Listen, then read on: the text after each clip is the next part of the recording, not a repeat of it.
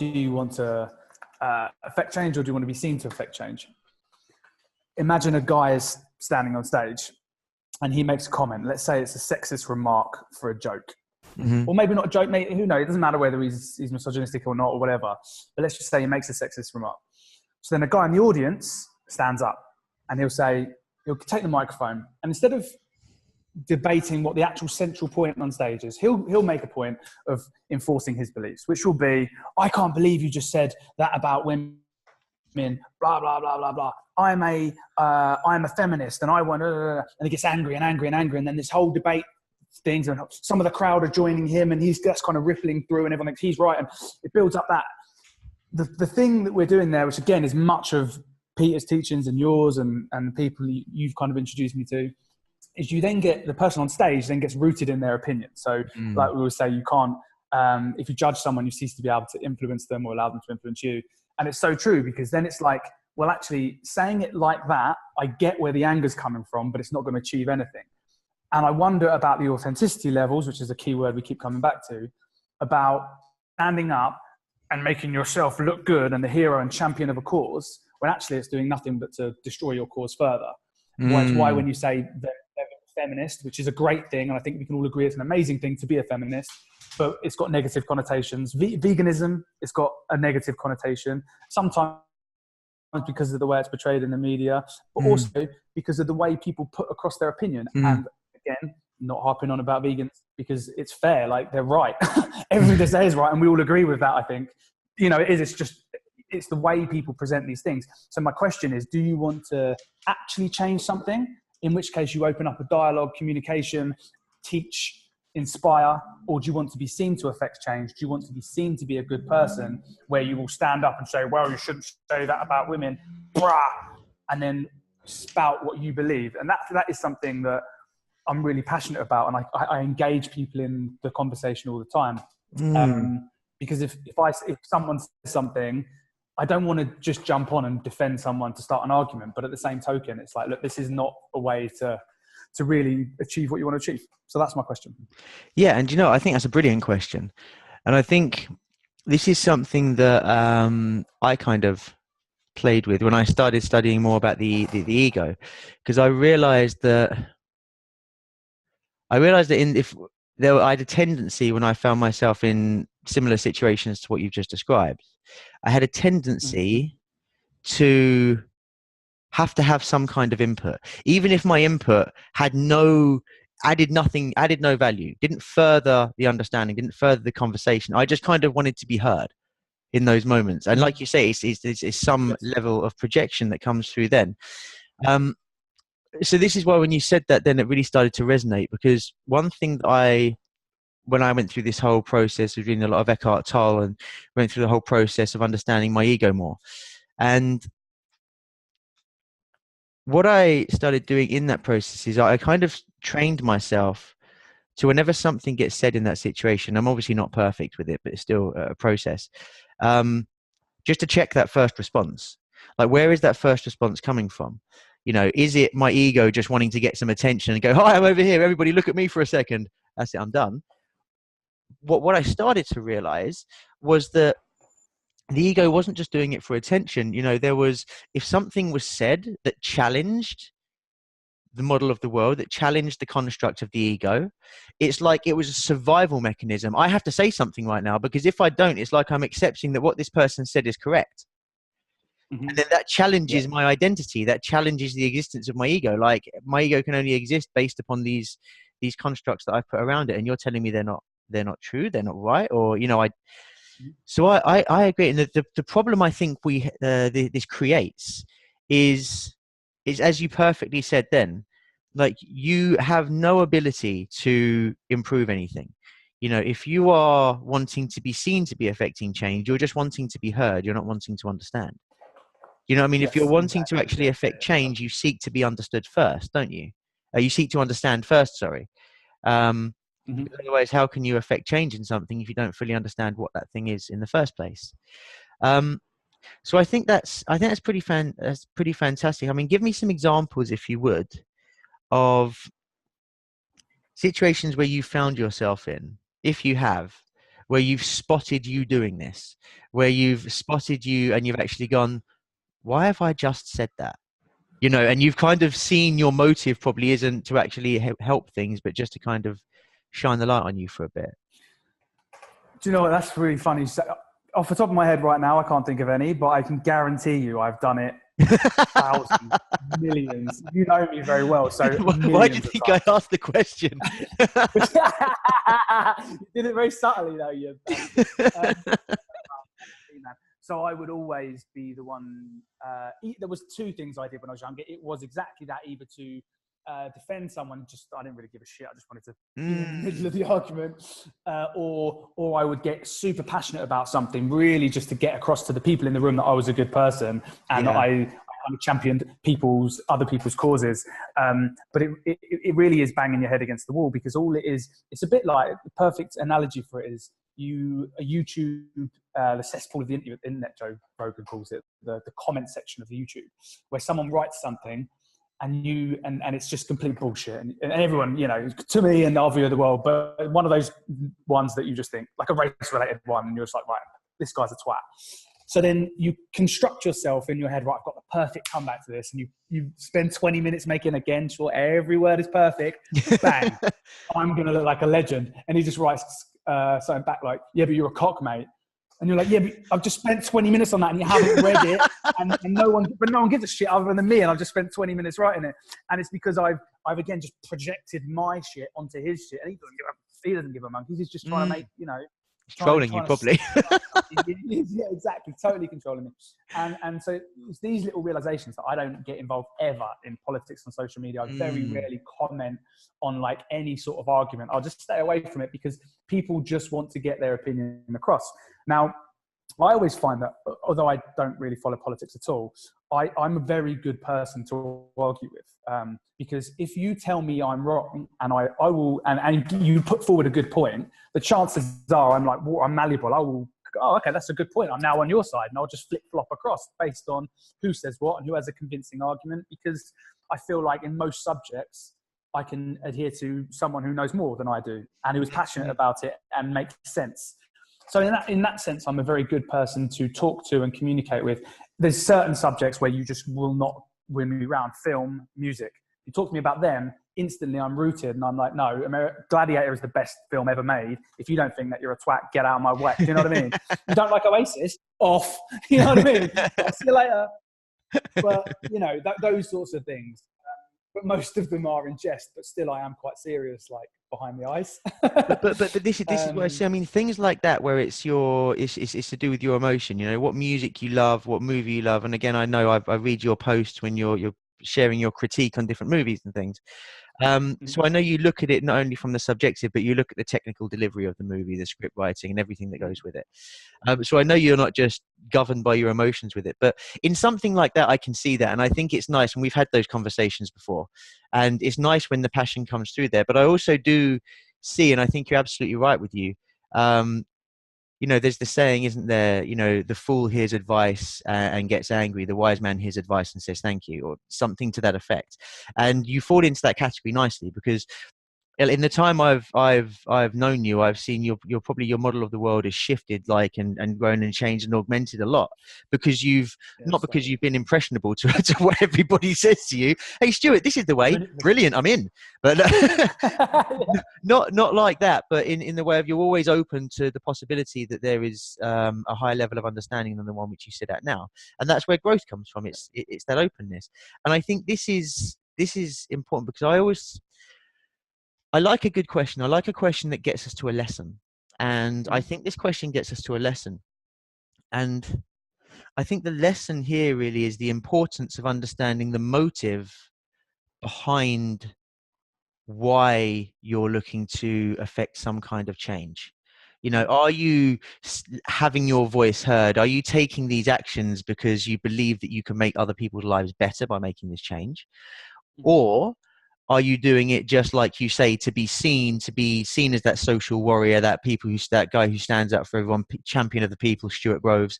Are you doing it for those reasons? Because I think we know that those two paths go in very different directions. The first path of helping comes with love and fulfillment and contentment and everything else, because you're doing it from a place of purity.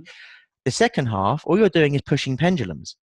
That's literally all you're doing. You're just stepping into the ring and you're just saying, right, you've just thrown that punch. I tell you what, here's another one. Let's go. Just setting yourself up for a I think, battle is no. Go on. I think the difficulty is where people might come in and be thinking is people follow people who are inspiring. And if you're devoid of passion and feeling about something, it's very difficult to get anyone on your side, and it's unlikely that they're going to be. So it's that balance, and life is all about balance. It's how do you get across an opinion? Like, you shouldn't be saying those things about women, mate. Go yourself, without making them entrenched into, oh, well, you've just embarrassed me in front of a whole bunch of people. Now I've got to defend what I said about women, even if I don't agree with it, or this is offense culture and blah, blah, blah. So it's that, like, you need to inspire people and maybe help them have a shift in consciousness, but also without damaging their ego. And it's all these different little things you've got to balance. And again, I don't know the answer. And out there, really. No, you're absolutely spot on. There is so many factors that go in there, and the sheer truth of it is that you could say some absolute poetry. You could say it in the most diplomatic, beautiful way to somebody, but if they're not prepared to hear and they're not prepared to listen, it doesn't matter what you do, your efforts are going to be lost. YouTube comments. YouTube comments, exactly. Like exactly that. With Facebook comments as well, it's exactly the same thing. You know, I go through a Facebook cleanse like every 4 or 6 weeks, where I'll just spend like 10 minutes scrolling through the feed, and anybody who posts anything that falls into the bottom two categories, positive, neutral, negative. If it's negative or verging on negative, I just unfollow. Because I've got a very similar thing that I don't use Facebook anymore. I'd like upload Instagram stuff, but I don't really use Facebook. But the one thing I do is when I wake up and try and get out of bed, quite often I'll just scroll through, read some stuff to wake myself up and get up. And I find myself, if I'm trying to go to bed, doing a similar thing sometimes. So I have this thing where if I judge anyone, and I don't mean necessarily they've done anything wrong, but if I'm like, oh God, that's a cringy post, or more pictures of your kids or whatever. If I judge people, I give myself a limit of 3. And then no matter what, if I've judged someone for the 3rd time, I switch it off. And then nice. It's like, I'm in bed now and I deserve it. Do you know what I mean? It's like a good way of getting off it. It's hard to go on Facebook and not judge people. Well, you know, this is so interesting you say this as well, because this is like in terms of responding to people's comments, I started to realize, I stepped back from responding because I realized that the first thing I realized was that if they're not at the place to receive what I have to say, then it's just going to be a battle. But the next thing I realized was, well, hold on a minute, I think I'm right, and I think they're wrong, but they probably think the exact same thing. So what is the point? Like, what is, but then I actually started to notice that if I would scroll through the feed and I would see comments, that they would, even if I didn't comment, I would maybe stay in the space in my head for 10 minutes afterwards, where I would imagine what I would have commented. And then I would imagine, I would start imagining what they would say in response, and then what I would say in response. And then definitely. Fictitious argument in your mind that never happened, but because you're kind of living it and going through it, your brain is producing the exact same chemical cocktail as it would if you were actually experiencing it. So you have the bloody experience. You just give the frustrating experience to yourself. And this was where the stop following people thing came from. I like your judgment thing, though. I think that honestly makes me smile, because I can imagine you sitting there going, too judgmental, Stuart. yeah, exactly. You're a twat. I've done 3 posts. I've already had to go to bed. The worst thing is I'm scrolling through my own page. Oh shit! Funny. One of those things, though, just on that rooting yourself in a position, and I keep going back to Peter Says just because that's where kind of a lot of things change for me. One of my favourite teachings of his is that lighthouse thing. Like, to the point I might be really dweeby and get a tattoo with it, but it's that nothing to defend, nothing to conquer, and being like a lighthouse guide in boats home in terms of inspiration. And I feel like I remind myself of that all the time when I'm trying to get my point across. Am I getting it across for me? Am I getting it across for them? Why am I getting it across? But if I really do want to push something home that I believe in, I've got to not have anything to defend, have nothing to conquer, go into it with a look. This is what I feel. I'm a lighthouse. If you want to come to me and and we'll work, Yeah. we'll grow together on this. Then great. If not, then fine. You go and do your thing. I'll still be here. I'll always be here. You know, just find me when if and when it's right for you. And that, I think, is the way, if you can utilize that to win people around. That's a beautiful energy to have. And I think that it's interesting, isn't it? I mean, because for you in that moment when you have the urge to say something, if that's the energy that comes through you, that's the energy that comes in, then you probably know that this is a subject that I should engage on, because I know that I can go into it and I can detach from getting overly emotional and, you know, trying to bitch slap somebody verbally or non-verbally, whichever, you know, depending if you're with them or not. But again, you know, and that being the kind of marker, because it's so easy to get caught up, isn't it? It's so easy to get caught up in somebody's response. And then react, and then 10 minutes later you think, why did I react in the first place? Now I'm involved in something. Now this could go on for days. I could be sitting here thinking, when's that response coming back? And it could just drag. And again, it's just causing yourself a load of aggro, and you don't do any good in the world. So I think this has been a beautiful question, because we live in such an opinionated place where people are always throwing their opinions around. He says, giving his opinion.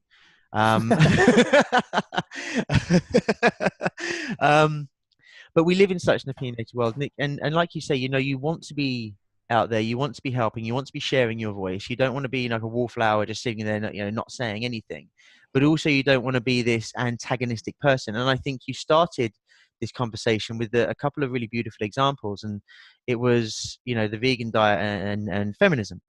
And I've been following a like 95% vegan diet since January. And that's probably the first time I've mentioned it to anybody for however long, but because I get it, you know, I get if somebody were talking or somebody comes to my house for dinner, and, you know, obviously the conversation's going to come up in that way. But I've been around people who preach when they're with non-vegans, and we'll sit there and go, oh, I can't do that, you know, because veganism is strongly attached to my identity. And if you don't believe it, then you kind of don't believe in me. Like, that's almost where these comments come from. Do you know what I mean? It's I mean, this is a whole nother thing. Like, there's a guy, I can't remember his name, but he's shared all the time. He's very good, and he champions this cause, and as a vegan. But his whole thing is, how do you morally justify eating meat? How do you morally justify it? And he's very good at arguing, and he basically belittles the person he's talking to who's a meat eater, because he's way more intelligent. He's usually going up to, so certainly maybe intelligence unfair, more articulate than say the farmers he's talking to or whatever. And he's not being mean. He's just kind of really championing his cause. But he'll always say, how do you morally justify it? How do you? And my thing is, morals are made up. There's no such thing as morals. That's human created. That's the first thing I'd say to him. I'd be like, yeah, that's not what's right and what's wrong. That's how a do you whole quantify morals? I'm sure you can. What's right and what's wrong? There is no right and wrong. Have you read *Sapiens*? I'm reading it at the moment. You would love that book, mate. Oh my good God! Making a I'm note reading it at the moment. Oh my God! But it's all about the history of humanity from, you know, I'm obviously not taking it too much in, but from like Neanderthals and the different species of humans and Homo sapiens and all that. Right. But also how everything is a construct. For instance, for like he uses the example of Peugeot. Peugeot is not a real thing. It's just because enough people believe in it, and there's a legal entity that we made up. There's no such thing as legal. You know, apes don't have law because they don't need to take someone to court. So it's that book goes into much more detail. But when people are using morals, it's like, well, I don't have to morally justify it because we come from a different aspect. It's not the argument for me. Yeah, morals aren't absolute truth. They're opinion based. Yeah, my thing to me is appealing is the education of it. That some of my friends, my friend James from he owns Backyard Cinema. I think you've met him maybe. He's becoming vegan. His girlfriend runs a vegan cupcake shop called Cupcakes and Shit. They're amazing, but they kind of educate me because we talk about it, and he makes like little jokes about when I'm drinking milk. And he does talk, and we engage in it, and we talk about how effectively these cows are being raped every day and all of this, and it does make me feel, and that makes me think. And then, you know, he'll send me little videos, which sometimes I will watch, sometimes I won't, but it's a lot more educational on actually, Stuart, this is what's happening to these animals. It's got nothing to do with morals. How do you feel about it? How does it make you feel? Oh, well, yeah, like shit. So you can engage or not engage. And You to be avoid it honest, when like you're I in the said, barbecue restaurant. That's when you won't watch one of his yeah, tags. No, we won't watch yeah, that. exactly. It's the last time. But when I'm hungover the next day and I want a side of guilt, that's when I'll order it. No, but and I think for me, it's about, and I've told you this before, nutrition's a big gap in my sphere of life or whatever, something I'm going to work on. And when I educate myself properly, I can definitely see myself becoming vegetarian, and I can definitely see myself maybe stepping away from that as well. But at the same token, if there's a bunch of people who are vegans next to me telling me how to live my life and telling me why I'm wrong and why I'm a bad person, I'm going to say, go fuck yourself. I'm Dude, not going to you're going to get a slit a hot dog cow's and throat you're in going to front of eat it in them, front but of them very slowly. And exactly, that's what I'm saying. that's what you're going to do. Exactly. It's like, look, now you've entrenched me in the other opinion, and just to annoy you, I'm going to go eat a Big Mac. No, it's right. And again, I'm this literally losing. I hope there's not many. There's going to be. I know your group. There's going to be so many people watching this are going to be vegans, and they're going to be like, "Who is this guy, man?" well, what I'll do is in post production, I'll just put the label "vegan hater" underneath your face when you first come on the screen. You'll get views. You'll get views. So everyone knows, Good. everyone knows. We'll set out the stall from the word go. We want to be authentic here. But again, That's sorry. And just so you said, picking on feminism and vegans, which are two things I do support, and especially feminism, obviously. They're just two topics that rile people up. That's why I picked them. No, you pick great ones. I mean, we could throw anything in there. CrossFit is another one that people kind of get overly. And look, you can tell your face. That was annoying then. And it's that thing. And do you know what? It comes back to the same thing. Your friend your friend James, when he's talking to you about it, he actually wants to affect change in your life because he's seen the benefits in his life. He's not trying to say these things to you because he wants to look like that guy who, sits on this moral pedestal and everyone thinks, oh, he's so pure. And that's the difference. Yeah, 100%. Your response to it is so, so different because, again, you're not shoving a Big Mac in his face. You're sitting there actually saying, I'm probably going to go that way at some point. Exactly. And this is the biggest difference, isn't it? It's kind of like if you authentically want to affect change, then our bodies, our way of communication, everything is programmed to allow us to do that authentically. Because when you come with authentic motive, you are compelling in your arguments or in your positioning. But if you're doing it for any other reason, then you're just being antagonistic. Essentially, whether that's intentional or not, you are being antagonistic because all you're kind of doing is challenging other people's models of the world to make yourself feel a bit better. So I think that's very cool. I think that's a very, very cool insight. It's really that was really disconcerting because the internet connection got lost there. So you went really slow like this. And then really slow. That is the difference between me with a hangover and without. I'm like this morning, and then dude, that wasn't the internet. That's just I'm playing with the pacing of my speaking for the podcast. Just to see what works best. We may play around with slower again. Who knows? No, we won't.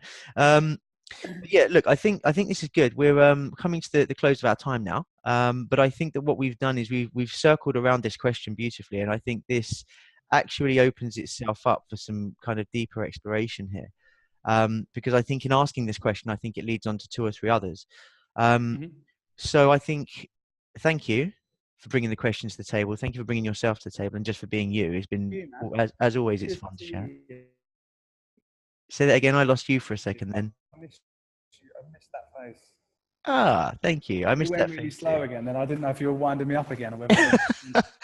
Look, you've just frozen in this pose. Oh, there you are now. Nice. You went from this pose to then this really strong pose like this, like instantaneously. It was very cool.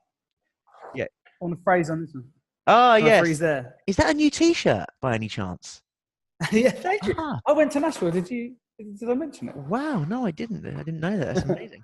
I don't know where you're starting the recording from. No, we'll pick up all of those bits. Don't worry. We'll pick up all the important bits, like the T-shirt for sure. But no, Stuart, it's been awesome. I actually think that when I kind of go through this, I think there'll be some additional questions that come of it, and it would be really, really cool for us to schedule something in a few weeks' time, maybe revisit. Yeah, part 2. That'd be good because when you rewatch things from my experience doing our podcast, so I always do the show notes. So I'll listen to it all the way through, and then I'll do like the times and of that key points that people can just skip to if we're talking shit or they're not interested or whatever, or they missed something or want to go back or learn a lesson. And that's the one thing I always listen to and think, oh, I should have said that. I should have brought up that. How did I not bring up this? Like, it's very difficult when you're in the throes of it to step back and be the guy in the skybox rather than the man on the field. See how far I am through that course now. Dude, I love you. I love your commitment to study. I'm just going to have a Peter Sage mask. Like, every time I speak to you, you're just dropping new wisdom bombs. It's But I look awesome. for it now. I look for it. When anyone says anything on a certain thing, I'm like, oh, I've got a line for this. There you go. So do you mean that you're wanting to be seen to be wise rather than trying to be wise? Yeah. I'll speed that up just so it will go full circle. You're welcome. Thank you. You make my life easy with tee-ups like that. It's amazing. Well, Stuart, look, just to close out, amazing. Thank you so much. We'll schedule another one after this, and then we'll take it from there. Thank you. All right, I love you, man. I'll see you soon. All right.